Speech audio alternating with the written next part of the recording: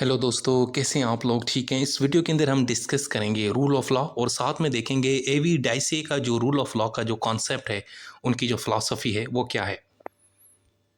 सबसे पहले तो ये आप जान लें कि रूल ऑफ लॉ से बेहतर, मज़बूत और अहम तरीन कॉन्सेप्ट कानून की फ़ील्ड में कोई नहीं है। अगर आप एलएलबी कर रहे हैं, लॉ के स्टूडेंट हैं और आप फाइनल ईयर के अंदर हैं, तो ये आप अपने ज़हन में ये चीज़ बिठा लें कि रूल ऑफ लॉ से बड़ा कोई कॉन्सेप्ट कोई नहीं है। अब ये रूल ऑफ लॉ का क्या मतलब होता है? जैसे लफ्ज़ है रूल ऑफ लॉ, इसका मतलब है कि कानून की हुक्मरानी, यानी हुक्म चलेगा तो किसका चलेगा? कानून का चलेगा। कोई मुल्क चलेगा तो किसके ऊपर चलेगा? कानून पर चलेगा। कोई माशरा चलेगा तो किस पे चलेगा? कानून के ऊपर चलेगा। कोई कंपनी है, कोई इदारा है, कोई ऑर्गेनाइजेशन है, तो वो रूल ऑफ लॉ के तहत चलेगी। अब इसका मतलब ये है कि किसी भी माशरे के अंदर, इंसानी माशरे के अंदर, हम लोग जब आपस में मिल के रहते हैं तो हम अपने लिए कवानीन बनाते हैं। हमारे यहाँ इदारे हैं, जैसे पार्लियामेंट है, ये हमारे लिए कवानीन बनाते हैं, कॉन्स्टिट्यूशन बनाते हैं, आइन बनाते हैं। तो हम जनाब आइन और कानून के तहत, कवानीन के तहत अपनी ज़िंदगी को गुजारते हैं। अपने बिहेवियर को हम कंट्रोल करते हैं। जब हम कानून के ऊपर अमल करते हैं तो हमारा माशरा जो है ना वो तरक्की करता है, स्टेबिलिटी आती है, माशी तौर पे तरक्की आती है, सियासी तौर पे तरक्की आती है, समाजी तौर पे तरक्की आती है। अगर कानून की हुक्मरानी नहीं होगी ना, तो हर इंसान अपनी मर्ज़ी करेगा। जो अपनी मर्ज़ी करेगा, जो ताकतवर होगा, वो दूसरों पे हावी हो जाएगा। ठीक है, माइट इज़ राइट का कॉन्सेप्ट आ जाएगा, तो फिर उस माशरे में स्टेबिलिटी कभी नहीं आएगी, तरक्की कभी नहीं आएगी, खून खराबा होगा और वो माशरा हमेशा हमेशा के लिए तबाह हो जाएगा। सो ये मतलब है रूल ऑफ लॉ का। ठीक है, यानी किसी भी माशरे के अंदर जो सबसे ज़्यादा सुप्रीम चीज़ होगी वो कानून होगा। इवन कि अगर वहाँ पे कोई सरकार है, गवर्नमेंट है, तो उससे भी ऊपर एक चीज़ होगी, वो होगा रूल ऑफ लॉ। ठीक है, इवन के हुकूमत भी जो है ना, वो भी अगर किसी चीज़ के सामने जवाबदेह है, वो क्या चीज़ है? लॉ, कानून। ठीक है, सो ये रूल ऑफ लॉ है। मैंने आपको इसका ज़रा इंट्रोडक्शन दे दिया। अब हम ये देखते हैं कि इसके बुनियादी प्रिंसिपल्स क्या हैं। जब हम रूल ऑफ लॉ की बात करते हैं तो हम फिर किन चीज़ों की बात करते हैं? नंबर वन, सबसे पहले हम बात करते हैं लीगल सुपरमेसी की, कि कानून जो है ना वो सुप्रीम होगा। चाहे वो अवाम है, चाहे वो सरकार है, चाहे वो गवर्नमेंट है, चाहे वो सिक्योरिटी के इदारे हैं, चाहे वो अदालतें हैं, कोई भी है, सब कानून के सामने बराबर हैं और कानून उनसे ऊपर है। अगर कानून की उन्होंने कोई खिलाफ वर्जी की है तो उनको सज़ा दी जाएगी, और उन्होंने कोई भी काम करना है तो कानून के मुताबिक करना है, जो कानून आपने मिल के बनाया। हम जब किसी माशरे में रहते हैं तो हम मिल के सबसे पहले क्या करते हैं? अपने लिए कवानीन सेट करते हैं, अपना आइन बनाते हैं, कॉन्स्टिट्यूशन बनाते हैं और उसके तहत अपनी ज़िंदगी गुजारते हैं, ताकि मुल्क में एक स्टेबिलिटी हो, माशरे में एक स्टेबिलिटी हो। ठीक है, सो सबसे पहला जो बुनियादी असूल है वो क्या है? लीगल सुपरमेसी, कि कानून सुप्रीम है, number one. Number two, rule of law का ये भी मतलब है कि जितने भी लोग हैं, इंडिविजुअल्स हैं या आपके इंस्टीट्यूशन हैं, वो कानून के सामने सब बराबर हैं। यानी कानून ये नहीं कहेगा कि ये बादशाह है तो ये जो है ना आप लोगों से ऊपर है, बेहतर है, ठीक है, इसको ज़रा थोड़ा बहुत हम जनाब रिलीफ देंगे, इसको कोई सज़ा नहीं होगी, अगर ये कोई गलत काम करेगा तो इसे कुछ कहा नहीं जाएगा। ये नहीं होगा। चाहे वो गरीब बंदा है, चाहे वो अमीर है, चाहे वो सरकारी मुलाज़िम है या बेचारा प्राइवेट कोई काम करता है, सब कानून के सामने बराबर हैं। अब ये मैं आपको जब बात बता रहा हूँगा तो आप लोग हँस रहे होंगे। आप कहेंगे सर अयाज़ नूर जो है ना पागल हो गए। ये इस माशरे के अंदर, दुनिया में कहाँ रूल ऑफ लॉ है? ये रूल ऑफ लॉ तो यूरोप के अंदर नज़र आता है। ये रूल ऑफ लॉ तो दूसरे कंट्रीज़ के अंदर नज़र आता है। पाकिस्तान में तो नज़र नहीं आता। मानता हूँ कि बहुत कम है, लेकिन हमें इस पे बात करनी चाहिए। हमें इसको डिस्कस करना चाहिए। कम से कम हमने अपनी ज़िंदगी को तो रूल्स और रेगुलेशन के तहत चलाएँ, तो एक दिन आएगा इंशाअल्लाह इंशाअल्लाह इस मुल्क में भी रूल ऑफ लॉ होगा। अच्छा जी, उसके बाद है लीगल सर्टेनिटी। जब आप रूल ऑफ लॉ की बात करते हैं तो इसका मतलब है कि कवानीन के तहत मुल्क चल रहा है, तो वो जो कवानीन्स या रूल्स और रेगुलेशंस होते हैं वो सर्टेन होते हैं और सबको पता होता है कि मेरे क्या राइट्स हैं। सबको पता है कि मैं ये काम करूँगा तो मुझे ये सज़ा मिलेगी, अगर ये मैं गलत चीज़ अगर मैंने की तो मुझे इसकी ये सज़ा मिलेगी। और सबको अपने राइट्स का भी पता होता है कि मेरे क्या राइट्स हैं, मेरे बुनियादी हकूक़ क्या हैं, मेरे ह्यूमन राइट्स क्या हैं और मेरी ऑब्लिगेशंस क्या हैं, मेरी ज़िम्मेदारियाँ क्या हैं, मेरी रिस्पॉन्सिबिलिटीज़ क्या हैं। ये सब कुछ आपको पता होता है जब रूल ऑफ़ लॉ होता है। जब सबको पता चलेगा कि यार ट्रैफ़िक का सिग्नल अगर मैं तोड़ूँगा तो मुझे जो है ना ऑनलाइन मुझे जो है ना ई-चालान हो जाएगा, मुझे मैसेज आ जाएगा और मेरे बैंक से पैसे कट जाएँगे। क्योंकि ये एक असूल है, एक तरीक़ेकार बनाया गया है। ठीक है? सो लीगल सर्टेनिटी होती है, गैर यकीनी की कोई सूरत-ए-हाल नहीं होती, सब चीज़ जो है ना ऑथेंटिक होती है। आपको आपका माइंड बिल्कुल क्लियर होता है कि भाई ये कानून है और ये रूल्स हैं, ये रेगुलेशन है, इनको अमल करूँगा तो ये मिलेगा, नहीं करूँगा तो मुझे ये सज़ा मिलेगी। इसके अलावा due process, rule of law का ये भी मतलब है कि कोई भी काम करना है तो वो जो तरीक़ेकार वाज़ेह किया गया है उसी के तहत ही करना है। जो प्रोसीजर बताया गया है हमारे कानून के अंदर हमने उसी के ऊपर अमल करना है। अगर किसी को सज़ा देनी है तो कानून का जो तरीक़ेकार है प्रोसीजर उसके तहत सज़ा दें, ठीक है? अगर किसी से इन्वेस्टिगेशन करनी है तो कानून के तहत करें। अगर किसी के खिलाफ़ कोई शिकायत लगानी है, पुलिस ने किसी को गिरफ़्तार करना है तो कानूनी तरीके से गिरफ़्तार करे। ना कि जो है ना बगैर उसको बताए, बगैर वारंट, बगैर वजह, बगैर मुकदमे के उसको आप उठा के कहीं पे ले जाएँ, ठीक है? नहीं। ड्यू प्रोसेस का मतलब है जो प्रोसीजर कानून की किताबों में लिखा हुआ है उस प्रोसीजर के तहत लोगों के साथ डील करें, नंबर 1। उसके बाद है limitation on government power. Rule of law का ये भी मतलब है कि हुकूमत की जो पावर है ना उसके ऊपर नज़र रखी जाए। हुकूमत के पास जो पावर है, जो सरकार है, इसमें कोई शक नहीं वो बहुत ही पावरफुल होते हैं, लेकिन हुकूमत के पास भी जो पावर्स हैं ना वो भी कंट्रोलेबल होनी चाहिए। उनकी भी कोई हद होनी चाहिए, उसकी भी कोई लिमिट होनी चाहिए। और ये लिमिट कौन बनाएगा और ये कब होगी लिमिट? ये तब होगी जब उस मुल्क में रूल ऑफ लॉ होगा। यानी हुकूमत भी रूल ऑफ लॉ के तहत ही चलेगी, हुकूमत भी अपनी पावर्स को क्रॉस नहीं करेगी, अपनी लिमिट से बाहर निकल के कोई काम नहीं करेगी। दूसरा अकाउंटेबिलिटी, रूल ऑफ लॉ का मतलब ये भी है कि जितने भी लोग हैं या इदारे हैं वो अकाउंटेबल हैं, उनका एहतसाब किया जा सकता है। अगर वो गलत काम करेंगे, अगर वो कोई ऐसा काम करेंगे जो कानून की खिलाफ वर्जी होगी, वायलेशन होगी तो उनको सज़ा दी जाएगी। इसके अलावा protection of human rights, rule of law का ये भी मतलब है कि लोगों के जो ह्यूमन राइट्स हैं, उनके जो फंडामेंटल राइट्स हैं, उनके जो इंसानी हकूक़ हैं, उनके जो बुनियादी हकूक़ हैं, उनको प्रोटेक्ट किया जाए। आपकी ज़िंदगी को प्रोटेक्ट किया जाए, आपकी freedom of expression, freedom of movement को प्रोटेक्ट किया जाए। ये आपके सारी इंसानी हकूक़ हैं। आप मर्ज़ी से और आज़ादी से अपने मज़हब के ऊपर अमल करें। इसकी चीज़ की प्रोटेक्शन दी जाएगी। आपकी लाइफ़ और जान माल का आपको प्रोटेक्शन दिया जाएगा। इसके अलावा impartial judiciary, rule of law का मतलब ये है कि वहाँ पे जो जजेस होंगे वो जनाब इम्पार्शियल होंगे, वो न्यूट्रल होंगे, वो बाइस्ड नहीं होंगे, वो किसी के प्रेशर में आके कोई फ़ैसला नहीं करेंगे, वो हमेशा कानून के मुताबिक फ़ैसला करेंगे, जो सही होगा, जो दुरुस्त होगा वही कहेंगे, किसी को कोई फ़ेवर नहीं देंगे, किसी को देख के ये नहीं कहेंगे गुड टू सी यू और किसी को देख के ये नहीं कहेंगे कि निकल जाओ तुम्हारी हमें शक्ल पसंद नहीं आ रही। नहीं, जो भी उनके सामने आएगा कानून के मुताबिक उन्होंने फैसला करना है।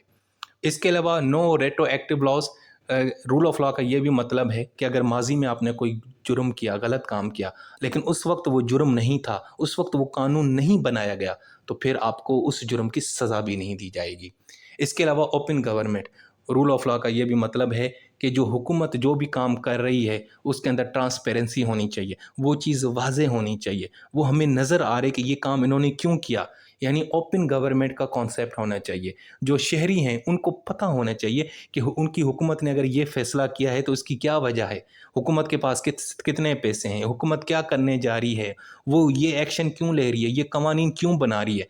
तो यानी ये सारी चीज़ें बिल्कुल वाज़ी होनी चाहिए, बिल्कुल उसी तरीके से जिस तरह एक पानी होता है कि पानी इतना साफ़ होता है कि हम दूसरी साइड पे भी देख सकते हैं, ट्रांसपेरेंट होता है। इसी तरीके से हुकूमत के काम भी बिल्कुल यानी कि बिल्कुल शफ़ाफ़ होने चाहिए ताकि हमें वाज़ेह नज़र आए कि ये काम क्यों कर रहे हैं।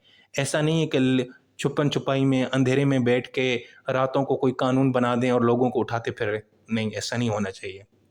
इसके अलावा peaceful resolution of dispute, rule of law का मतलब ये भी है कि अगर उस माशरे के अंदर कोई प्रॉब्लम है, कोई डिस्प्यूट है, कोई इशू है, तो उसको प्यार और मोहब्बत से हल किया जाए, ना कि खून रेज़ी की जाए, ना कि लोगों को मारा जाए, ना कि पोलराइजेशन की जाए, ना कि लोगों को बुरा भला कहा जाए, ना हक और बातिल की जंग छिड़ी जाए। जो भी मामला है, जो भी इशू है, जो भी इख्तलाफात हैं, उनको टेबल पे बैठ के बातचीत करके मुज़ाकरात के ज़रिए हल करने की कोशिश की जाए। तो यह जनाब थे रूल ऑफ लॉ के की प्रिंसिपल। अब आपको मैं इसकी थोड़ी सी हिस्ट्री बता देता हूँ। ये रूल ऑफ लॉ की शुरुआत तो वैसे बहुत ही पुरानी है, लेकिन अगर उसकी ओरिजिन देखें, लफ्ज़ रूल ऑफ लॉ की जो थ्योरी है वो हमें मिलती है रोमन से। ये जो रोमन एम्पायर था, रोमन सल्तनत थी, यहाँ पे पहली रिपब्लिक बनाई गई थी।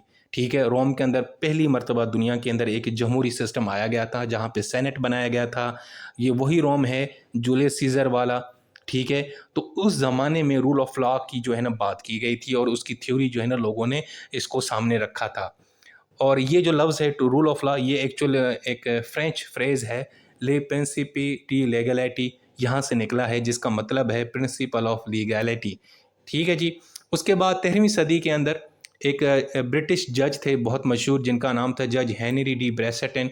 इन्होंने जनाब रूल ऑफ लॉ का जो है ना उसको एक मज़ीद शेप दिया। उन्होंने कहा कि रूल ऑफ लॉ का मतलब ये है कि किंग जो है, जो बादशाह है, क्योंकि उस वक्त 13वीं सदी में बादशाहत थी, कॉन्स्टिट्यूशनल डेमोक्रेसी या मोनार्की नहीं थी।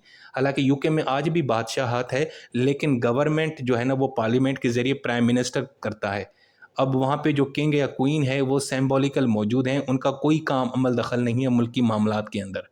तो लेकिन उस वक्त किंग था, तो उन्होंने कहा कि जो किंग है ना वो कानून से ऊपर नहीं है, बल्कि किंग जो है ना वो तो एक गॉड और कानून इन दोनों के सामने जवाबदेह है। कि यानी किंग अगर कोई भी गलत काम करेगा तो कानून उससे पूछेगा, कानून उसको सज़ा देगा, और दूसरा ये कि अलमाइटी अल्लाह गॉड उसको सज़ा देगा। सो किंग जो है is not above the law, law is above the king. यानी किंग से भी बढ़ के ऊपर जो चीज़ है वो क्या होना चाहिए, कानून होना चाहिए। वैसे इन्होंने रूल ऑफ लॉ की जो लफ्ज़ है, टर्म है, इसको इस्तेमाल नहीं किया था, लेकिन जब इन्होंने ये अपना एक फ़िलॉसफ़ी पेश की तो इसका इनडायरेक्टली यही मतलब था कि ये कह रहे थे कि रूल ऑफ लॉ, कानून की हुक्मरानी, ना कि बादशाह की हुक्मरानी। कानून फिर बादशाह, बादशाह से ऊपर कानून। उसके बाद जनाब एक और ब्रिटिश जज थे बहुत ही ज़बरदस्त किस्म के, एडवर्ड कोक साहब। इन्होंने जनाब मज़ीद इसको मॉडर्नाइज़ किया। इन्होंने कहा कि कोई भी एग्जीक्यूटिव पावर होती है किसी मुल्क के अंदर। अब एग्जीक्यूटिव पावर क्या होती है किसी भी मुल्क के अंदर, यानी वहाँ की सरकार, गवर्नमेंट। जैसे इंडिया के अंदर मोदी सरकार, पाकिस्तान में शहबाज सरकार, नून लीग की हुकूमत। यानी हुकूमत जो होती है, जो प्राइम मिनिस्टर होता है, जो एग्जीक्यूटिव हेड होता है, जो ये इन इनकी इनकी जो पावर भी लिमिटेड होती हैं, और ये भी अकाउंटेबल हैं कानून के तहत। इनसे ऊपर भी कानून है। यानी कि पहले तो बादशाह था, बादशाह सारा मुल्क चलाता था, अब बादशाह नहीं, अब तो अब सियासी जमातें जो हैं ना वो इलेक्शन जीतती हैं और फिर उनका प्राइम मिनिस्टर बनता है। तो वो जो प्राइम मिनिस्टर या प्रेसिडेंट होता है किन मुल्कों के अंदर, वो जो एग्जीक्यूटिव ब्रांच का हेड होता है, जो कानून को इम्प्लीमेंट करवा रहा होता है, वो भी कानून के सामने जवाबदेह है। यानी प्राइम मिनिस्टर अगर कोई गैर कानूनी काम करेगा तो उसको सज़ा दी जाएगी। ये किसने कहा? ये एडवर्ड कोक ने कहा। उसके अलावा हमें और भी इसका कॉन्सेप्ट मिलता है। ग्रीक फ़िलासफ़र प्लेटो ने भी अपनी किताब कंप्लीट वर्क्स ऑफ प्लेटो ने भी यही बात की कि वो माशरा जहाँ पे कानून को नहीं माना जाता वो हमेशा तबाह व बर्बाद हो जाता है। इसके अलावा हमारे पास जो ग्रीक फ़िलासफ़र हैं एरिस्टोटल, उन्होंने भी इसी रूल ऑफ लॉ की बात की। उन्होंने भी यही बात की कोई भी माशरा तभी स्टेबल रहेगा या तरक्की करेगा या अमन या शांति रहेगी जहाँ पे कानून होगा, जहाँ पे कोई ना कोई रूल्स और रेगुलेशन होंगे। तो ये मैंने आपको छोटी सी एक इसकी हिस्ट्री बता दी। अब मैं आपको बताता हूँ एवी डाइसे का रूल ऑफ लॉ क्या है। यार एवी डाइसे या डाइसे ये कौन है? ये एक बहुत ही मशहूर ब्रिटिश ज्यूरिस्ट था और एक थ्योरिस्ट था, फिलोसोफर था और जज भी रह चुका है। इसने अपनी एक थ्योरी पेश की और उसने जो रूल ऑफ लॉ का जो कॉन्सेप्ट है इसको मज़ीद फॉर्मलाइज्ड किया, इसको मज़ीद ज़रा ढंग से पेश किया। इन्होंने एक किताब लिखी थी introduction to the study of the law of the constitution 1885 के अंदर। वहाँ पे इन्होंने रूल ऑफ लॉ का जो कॉन्सेप्ट है वो पेश किया ज़रा एक फार्मर वे में, यानी कि इसको मज़ीद ऑर्गेनाइज्ड करके। उन्होंने कहा कि रूल ऑफ लॉ के तीन मतलब आते हैं, उसके तीन सुनहरी असूल होते हैं। Number 1 supremacy of law, number 2 equality before the law, और उसके बाद प्रीडोमिनेंस ऑफ लीगल स्पिरिट। सबसे पहले देखते हैं कि सुपरमेसी ऑफ लॉ का मतलब क्या है।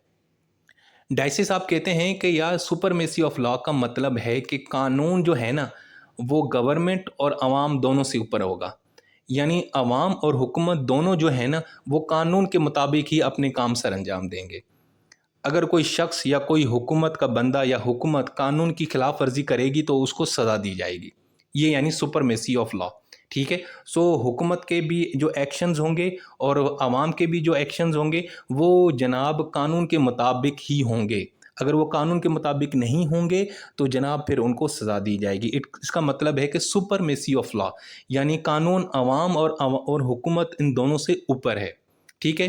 अच्छा जी, उसके बाद जो दूसरी चीज़ बताई उन्होंने, इक्वालिटी बिफोर द लॉ। इन्होंने कहा कि कानून की नज़र में जब, यानी मिसाल के तौर पर मैं कानून हूँ, ठीक है, मैं एग्जांपल दे रहा हूँ, और आप मेरे सब जो स्टूडेंट्स हैं लॉ एंड विजडम के, आप सब मेरे सामने बराबर हैं, चाहे वो कोई इस्लामाबाद से है, चाहे वो कोई पिंडी से है, चाहे वो हमारे पड़ोसी प्यारे मुल्क भारत से है, चाहे वो जनाब हैदराबाद से है, चाहे वो जनाब पतौकी से है, चाहे वो फैसलाबाद से है, चाहे वो नेशनल लॉ के स्टूडेंट है, सब मेरी नज़र में बराबर हैं, सब मेरे लिए एक जैसे बराबर स्टूडेंट्स हैं। इसी तरीके से कानून की नज़र में भी सब जनाब जो सिटीजन्स होते हैं वो बराबर होते हैं। कानून किसी को फेवर नहीं देता, कानून किसी को प्रिविलेज नहीं देता, कानून किसी के साथ रियायत नहीं करता। ठीक है, वो उसकी नज़र में चाहे वो बादशाह हो, चाहे वो प्राइम मिनिस्टर हो, चाहे वो माली हो, चाहे वो कोई भी मुलाजिम हो, कोई भी बेचारा शहरी हो या गरीब हो या अमीर हो, सब कानून के सामने बराबर हैं। तो ये हो गया दूसरा principle, equality before the law. उसके बाद है प्रीडोमिनेंस ऑफ लीगल स्पिरिट। इसका मतलब ये है कि डायसी साहब ये कहते हैं कि ये जो फंडामेंटल राइट्स हैं ना, जो हमारे आइन के अंदर लिखे हुए हैं, आइन में लिखने काफ़ी नहीं है, ठीक है, ये तभी इसके ऊपर हम अमल करवा सकते हैं जब हमें अदालतें सपोर्ट करेंगी। यानी आपकी जो फंडामेंटल या जो आपके बुनियादी हकूक़ हैं ना, इसकी जो प्रोटेक्शन की जो ज़िम्मेदारी है वो अदालतों की है, और अदालत अपने फ़ैसलों के ज़रिए इसको इम्प्लीमेंट करवा सकते हैं। यानी आइन में लिखा हुआ है फ्रीडम ऑफ एक्सप्रेशन, लेकिन मुझे कुछ लोग हैं ना वो बोलने नहीं दे रहे, या फ्रीडम ऑफ मूवमेंट पे मेरी रिस्ट्रिक्ट लगाई है, तो मुझे फ्रीडम ऑफ मूवमेंट और फ्रीडम ऑफ एक्सप्रेशन मुझे कौन यानी देगा? मैं किसके पास जाऊँगा? मैं अदालत जाऊँगा, तो अदालत मुझे बहाल करवा के देगी, ठीक है? और वैसे भी फंडामेंटल राइट्स की अगर आपके इन्फ्रिंज हों, आपको फंडामेंटल राइट्स नहीं दिए जाते, तो आम सूरत में भी आप कहाँ जाते हैं? अदालत जाते हैं, हाई कोर्ट जाते हैं या सुप्रीम कोर्ट जाते हैं। सो प्रीडोमिनेंस ऑफ लीगल स्पिरिट का मतलब है, ये जो फंडामेंटल राइट्स जो आपके सामने हैं, ये जनाब अदालती फ़ैसलों का एक नतीजा है। यानी अदालतों ने इस तरह के फ़ैसले दिए, उसके बाद जाके आपके फंडामेंटल राइट्स आपको मिलते हैं, ठीक है? सिर्फ़ कॉन्स्टिट्यूशन में लिखने से नहीं मिलते। अब इस डाइसे का जो रूल है, इसको अगर हम इसको मज़ीद डाइसेक्ट करें तो इसके क्या एस्पेक्ट्स हैं। नंबर 1, सबसे पहली बात तो वो ये कहना चाह रहे हैं इनडायरेक्टली कि यार ये जो आर्बिट्रेटरी पावर्स हैं ना, इसको रोका जाए। यानी हद से ज़्यादा किसी के पास पावर होनी चाहिए, हो अगर किसी के पास, यानी अगर कोई शख्स है वो डिक्टेटर बन जाए, उसके पास हर किस्म की पावर हो, वो जब चाहे किसी को मार दे, जब दिल चाहे किसी को नवाज दे, ठीक है ना, जब चाहे किसी को वज़ीर बना दे, मेरिट की धज्जियाँ उड़ा दे, अपने दुश्मनों को मारता फिरे, ठीक है ना, तो लोगों के साथ जो है ना जुल्म और ज़्यादती करे, बेतहाशा पावर हो, तो रूल ऑफ लॉ उस चीज़ को ख़त्म करता है। रूल ऑफ लॉ कहते हैं नहीं, किसी एक बंदे के पास ज़्यादा पावर नहीं होगी, सब कानून के तहत काम होगा, वो कानून जो हमने मिल के बनाया होगा। दूसरा, रूल ऑफ लॉ में जुडिशरी का बड़ा अहम किरदार है, यानी ये अदालतें ही हैं जो रूल ऑफ लॉ को मेक श्योर करती हैं। अगर मिसाल के तौर पर प्राइम मिनिस्टर कानून के मुताबिक मुल्क नहीं चलाएंगे तो कौन एक्शन लेगा? हम किसके पास शिकायत लगाएंगे? हम अदालतों के पास जाएंगे, हम जज के पास जाएंगे, हम सुप्रीम कोर्ट जाएंगे, हम हाई कोर्ट जाएंगे कि सर ये मुझे मेरे फंडामेंटल राइट्स नहीं देते, सर ये हुक्म जो है ना मेरे पे ना ज़्यादती करी है, मुझे मेरे साथ जुल्म कर रही है, मुझे जॉब अपॉर्चुनिटीज़ नहीं दी जा रही, ठीक है, मैं इनको टैक्स देता हूँ और रिटर्न बदले में ये मुझे सज़ा देते हैं, ठीक है। तो ये है रोल ऑफ जुडिशरी। और इसके अलावा कॉमन लॉ ट्रेडिशन, डाइसे का जो रूल था ना, इसने क्या किया कि इंडिविजुअल राइट्स को प्रोटेक्ट करना सिखाया, और साथ में जो कॉमन लीगल सिस्टम के जो कॉन्स्टिट्यूशनल जो प्रिंसिपल्स हैं उनको डेवलप किया, ठीक है। अगर आप फंडामेंटल राइट्स अपने चाहते हैं, और जो कॉमन लीगल सिस्टम के जो ट्रेडिशंस थे, लोगों की प्रोटेक्शन, उनकी प्राइवेसी, उनकी freedom of expression, movement, dignity, ये सब कुछ आपको मिलता है अदालती फैसलों के ज़रिए। सो ये 3 बुनियादी एस्पेक्ट्स हैं डाइसे का रूल ऑफ लॉ के। अच्छा जी, लेकिन इसके ऊपर यार थोड़ा बहुत तनकीद भी हुआ उस ज़माने में, अभी भी होता है। एक तो उन्होंने कहा यार ये बहुत ही फॉर्मल है, बहुत ही जनाब उसने किताबी बातें की हैं, कोई भी काम करना है तो रूल के तहत करना है, असूल के तहत करना है, प्रोसीजर फॉलो करना है। उन्होंने कहा ऐसी बात नहीं, अब तो दुनिया चेंज हो चुकी है, अब बड़ा एक कॉम्प्लेक्स किस्म का माहौल आ चुका है, तो अब इतनी चीज़ें फॉर्मल नहीं हो सकती। बाज़ औक़ात आपको प्रोसीजर और फार्मूला या जो ड्यू प्रोसेस है उसको आपको स्किप करना पड़ता है, ठीक है ना। सो अब दुनिया के जितने भी लीगल सिस्टम हैं वहाँ पे जजेस और ऑफिसर्स की अपनी अपनी इंटरप्रिटेशन है। सो अब चीज़ें बिल्कुल इतनी भी आसान या सीधी नहीं हैं कि जैसे आपने किताब में लिखा वैसे आपने उसके ऊपर अमल कर लिया। एक तो ये तनकीद, दूसरी इन्होंने कहा कि यार डाइसे ने जो सोशल और इकोनॉमिक जो कॉन्टेक्स्ट है वो मिस किया। उसने सिर्फ लीगल जो है ना रूल ऑफ लॉ की बात की, उसने ये नहीं कहा कि अगर कोई अमीर है इकोनॉमी वाइज या जो है ना पैसों के हवाले से वो गरीब है, तो उसके लिए तो रूल ऑफ लॉ डिफरेंट होगा ना, अमीर के लिए डिफरेंट होता है। और सोशल स्टेटस भी मैटर करता है कि आपका क्या सोशल स्टेटस है। तो ये चीज़ें उसने यानी इसके जिक्र नहीं किया, उसने बस सिर्फ कानून की बात की। उसने ये नहीं कहा कि अगर कोई अमीर है कोई गरीब है तो उसका क्या होगा, यानी इकोनॉमिक वाइज वो उसकी क्या पोजीशन है, सोसाइटी में उसकी क्या पोजीशन है, उसको उसने कोई यानी उसको डिस्कस नहीं किया। इसके बाद उन्होंने ये कहा कि ये जो कॉन्सेप्ट है ना, ये आजकल मॉडर्न एडमिनिस्ट्रेटिव सिस्टम के अंदर नहीं होता। अब आजकल की जो है ना एडमिनिस्ट्रेटिव जो स्टेट्स हैं वो बड़ी कॉम्प्लेक्स हैं। आजकल की जो हुकूमती इदारे हैं, जो एजेंसीज़ हैं, उनके पास बेतहाशा पावर्स हैं, वो उनके पास एग्जीक्यूटिव पावर्स हैं। अब जैसे यहाँ पे आजकल हमारे ऊपर नज़र रखी जाती है, हम सोशल मीडिया पे क्या बात करते हैं सब कुछ, इवन अब तो सोशल मीडिया के अंदर ये फेसबुक और ट्विटर वाले हैं, ये सारी हमारी बातें सुनते हैं। बल्कि सुनते हैं कहें, अब तो यार हम जो सोचते हैं ना भाईजान वो कर दिखाते हैं। कुछ दिन पहले मैंने सोचा कि यार मेरी जूती जो है ना वो टूट गई है। मैं सोच रहा था, मेरा मोबाइल चार्जिंग पे था। मैं जब शाम के टाइम मैंने मोबाइल ओपन किया तो मैंने देखा मुझे ना जनाब बाटा और सर्विसेज के ना ऐड आना शुरू हो गए कि यार ये जूती ले लो, ये स्लीपर ले लो, ये बड़ा अच्छा, ये 200 का, ये 300 का, ये वो। मैं कहे भाई मैं तो सिर्फ ये सोच रहा था, इन्होंने मुझे दिखाना शुरू कर दिया। यानी इतना वो हमारे ऊपर नज़र रख रहे हैं, हमारा कंट्रोल कर रहे हैं। तो अब चीज़ें बहुत ही कॉम्प्लेक्स हो चुकी हैं। तो इस ज़माने में रूल ऑफ लॉ का जो कॉन्सेप्ट है वो उसी तरीके से इम्प्लीमेंट करना जिस तरह डाइसे ने कहा वो इतना यानी कि पॉसिबल नहीं है। दूसरा, lack of attention to rights protection. लोगों के जो राइट्स हैं उनको किस तरह प्रोटेक्ट किया जाए, खुसूसन अगर हो रियासती आपकी पावर्स आपका ख्याल न रखे। यानी अगर मेरे जो फंडामेंटल राइट्स हैं वो मेरी हुकूमत ही मुझे नहीं दे रही, मेरी सरकारी मेरी जो है ना राइट्स की जो है ना धज्जियाँ उड़ा रही है। हालांकि राइट्स की प्रोटेक्शन करना, राइट्स देना तो वो सरकार का काम होता है, लेकिन सरकारी मेरे राइट्स तोड़ रही है, मुझे जीने नहीं दे रही, मुझे मर्जी का अपने काम नहीं करने दे रही, तो तब मैं कहाँ जाऊँगा, तब रूल ऑफ लॉ क्या होगा। तो ये एक बड़ी चीज़ है, तो ये भी इसने डाइसी साहब ने इसको नहीं टच किया। इसके अलावा फ्री विल और अनकंट्रोल्ड पावर के बीच में कोई फ़र्क होता है। फ्री विल का मतलब होता है आपकी जो मर्ज़ी आप करें, ये आपका फ्रीडम ऑफ फ्री यानी ये आपका फंडामेंटल राइट भी है। लेकिन बाज़ औक़ात फ्री विल का इस्तेमाल करते-करते लोग अनकंट्रोल्ड पावर आ जाती है, वो मनमानी करते रहते हैं और लोगों का नुकसान करते रहते हैं। तो इन्होंने कहा कि डाइसी ने यार फ्री विल और अनकंट्रोल्ड पावर के बीच में हमें डिफ़रेंस ही नहीं बताया। दूसरा, इन्होंने कहा कि अनरिटन कॉन्स्टिट्यूशन का इसने ज़िक्र नहीं किया। इसने कहा रूल ऑफ लॉ जिसका जो प्रोसीजर है, जो लिखा गया है, जिस तरह किताबों में उस तरह फ़ॉलो किया जाए, तो वो तो ठीक है यार, ये यूएसए की तो बात ठीक है। लेकिन जिन मुल्कों में अनरिटन कॉन्स्टिट्यूशन है, यानी यूके जो कन्वेंशंस के ऊपर चलते हैं, जो रस्म व रवाज पे चलते हैं, अगर किसी माशरे के अंदर कोई कानून नहीं बना हुआ तो वहाँ पे रूल ऑफ लॉ किस तरह इम्प्लीमेंट होगा, उसका तो तरीका बताया नहीं भाई साहब ने, चल पड़े। ठीक है जी। और दूसरा, उन्होंने कहा कि जो पार्लियामेंट्री सॉवरेनिटी होती है उसको उसने अंडर एस्टिमेट किया। उसने पार्लियामेंट को बिल्कुल लिफ्ट नहीं कराई, जो कानून बनाती है। उसने कहा बस एक कानून है और उसके हिसाब से सब बराबर हैं। लेकिन यार पार्लियामेंट का जिक्र नहीं किया, जो कानून बनाती तो उसके लिए रूल ऑफ लॉ की क्या अहमियत है, उसको किस तरह डील किया जाए, वो उसने बताया नहीं हमें और चल दिया वो। ठीक है जी, तो ये मैंने आपको थोड़ा बहुत इसका क्रिटिसिज्म बता दिया। अब जो मॉडर्न कॉन्सेप्ट है रूल ऑफ लॉ का वो ज़रा देखते हैं। ये ज़रा मैं आपको जल्दी बताऊंगा। सबसे पहले जो मॉडर्न कॉन्सेप्ट है वो ये कहता है protection of political and social rights.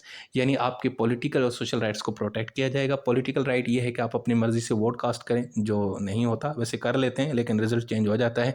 दूसरा, सोशल राइट आपका माशरे में घूमें फिरें, अपनी मर्जी से शादी करें, वो भी आपकी नहीं होती आजकल, बड़े मुश्किल हो जाता है। अगर हो भी जाए तो फटा पड़ जाता है।